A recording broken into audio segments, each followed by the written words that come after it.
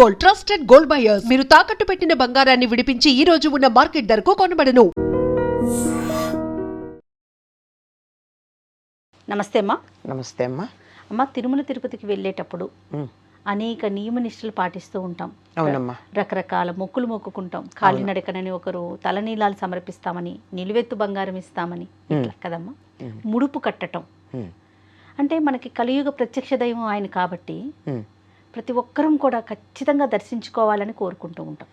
అసలు ఇదివరకు రోజులు పూర్వకాలంలో నాకు తెలిసి మా చిన్నప్పుడు స్వామి దగ్గరికి వెళ్తున్నారనగా డప్పులతో తిరిగి మొత్తం అందరి దగ్గర డబ్బులు తీసుకొని అట్లా వెళ్ళేవారు. మరి అంతకుముందు పరిస్థితి ఎట్లా ఉండేది? ఇప్పుడు పరిస్థితి మనకు తెలిసిన విషయమే. ఇలా వెళ్ళి అలా వచ్చేస్తున్నాం కదా. దర్శనం చేసుకోయే ముందు, వెళ్ళే ముందు మనం ఏమన్నా నియమాలు పాటించాలా? తప్పనిసరిగానమ్మా. ఇప్పుడు మీరు ముడుపు అన్నారు. ముడుపు కట్టడానికి కూడా ఒక నియమం ఉంది. ఓకే. పసుపు గుడ్డలో అంటే పసుపులో ముంచిన తెల్లని వస్త్రంలో కొత్తది లేదనుకో, కొంతమంది దగ్గర అందుబాటులో ఉండకపోవచ్చు, బాగా శుభ్రంగా ఉతికినటువంటిదైనా పసుపులో ముంచితే దోషం పోతుంది గనక దాంట్లో 5 యూనిట్స్ అనమాట. 5 రూపాయలు కానీ 5 రూపాయి పావలా, ఇప్పుడు పావలాలు ఎక్కడ ఉన్నాయి లేవు, అట్లా ఏదైనా సరే. ఇప్పుడు 5 రూపాయలు అంటే కూడా ఎవరు బిచ్చం వేస్తూ కూడా తీసుకోవటల్లా. అవును. చేత 5 యూనిట్స్ ఏదైనా సరే దాన్ని కట్టి దానికి అక్షతలు వేసి, స్వామి మాకు ఈ కష్టం వచ్చింది, నీ దర్శనం చేసుకుంటాం, మా కష్టం తీర్చు, ఇదిగో ముడుపు కట్టుకుంటున్నాం అని ఆయన దగ్గర, దేవుడి దగ్గర పెట్టుకుంటాం. మళ్ళీ ఎప్పుడైతే ఆ కష్టం తీరిన తర్వాత స్వామి దర్శనానికి వెళ్ళేటప్పుడు ఈ ముడుపు తీసుకెళ్ళి హుండీలో వేస్తాం. ఇంకా ఏదైనా దాంతోపాటు మనం ఇచ్చే కానుకలు కూడా దాంతో వేస్తాం. ఇది ముడుపు కట్టుకునే పద్ధతి. ముడుపు కట్టారంటే తప్పనిసరిగా పెడతాము అని చెప్పి గట్టిగా ఒక ముడి వేసేసాం, ఆ ముడి అంతే తీర్చాల్సిందే, అట్లా పెట్టుకుంటాం. ఓకే.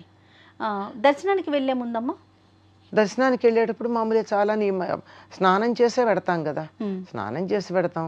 ఆ క్యూలో ఉన్నప్పుడు కూడా గోవిందనామస్మరణో లేకపోతే దేవుణ్ణి తలుచుకుంటూనో వెళ్ళడం ప్రధానమైనటువంటి అంశం. అక్కడ కూడా కూర్చుని కబుర్లు చెప్పుకొని ముందర వాళ్ళని తోసి వెనక వాళ్ళని ఇలా మోచేతులతో పొడిచి ముందుకు పరిగెత్తి ఈ పనులు చేయకుండా దైవాన్ని గురించి తలుచుకుంటూ ముందుకెళ్ళడం చాలా ప్రధానమైనటువంటి అంశం. ఓకే. ఇంట్లో నుంచి బయలుదేరే రోజు కూడా చాలా నియమాలు ఉంటాయమ్మా. ఇప్పట్లాగా పొద్దున ఫ్లైట్లో వెళ్ళి సాయంకాలం ఫ్లైట్లో తిరిగి వచ్చి గాలి దర్శనాలు కాకుండా ఒకప్పుడు జీవితంలో ఒక్కసారి తిరుపతి వెళ్తే జన్మధన్యం అనుకునేవారు. అవునవును. అలాంటిది ఎప్పుడో మొక్కుకున్న మొక్కులు ముడుపులు కూడా తర్వాత ఎప్పుడో తీర్చుకునేవారు. అసలు తీర్చలేక చాలా ఇబ్బంది పడి ఆ తర్వాత వాళ్ళ పిల్లలు తీర్చేవారు. వాళ్ళకి అయ్యో తీర్చుకోలేకపోయామే అనుకునేవారు, పిల్లలు తీరుస్తూ ఉండేవారు. అట్లాంటివి అప్పుడు ఇలా మొక్కుకున్న తర్వాత తిరుపతి బయలుదేరి వెళుతూ ఉంటే జోగి అడిగేవారమ్మా. జోగి అడిగేవారు.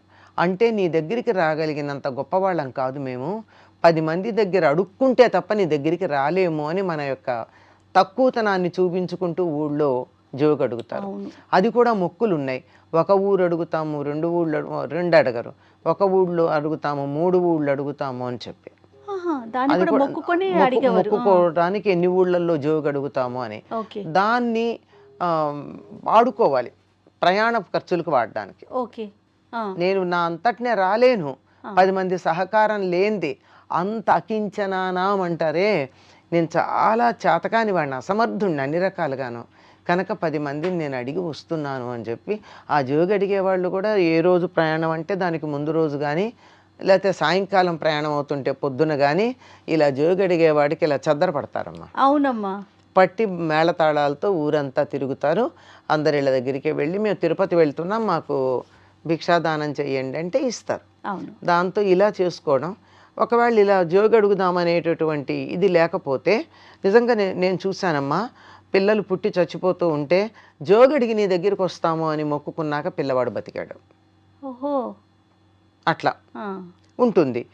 ఈ జోగి అడుగుగా వచ్చిన డబ్బుల్ని దారి ఖర్చులకు వాడుకుంటారా, హుండీలో వేస్తారా?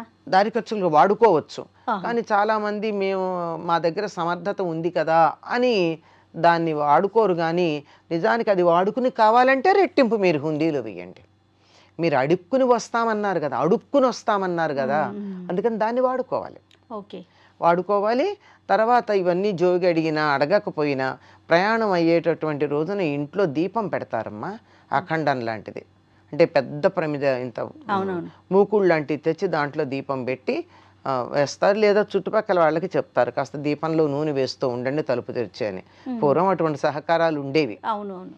ఆ దీపం పెట్టి నమస్కారం చేసుకుని మా తీర్థయాత్రలో మాకు ఎటువంటి ఇబ్బందులు కలగకుండా జాగ్రత్తగా చూడమని మన ఇలవేల్పుకి దండం పెట్టుకోవాలి.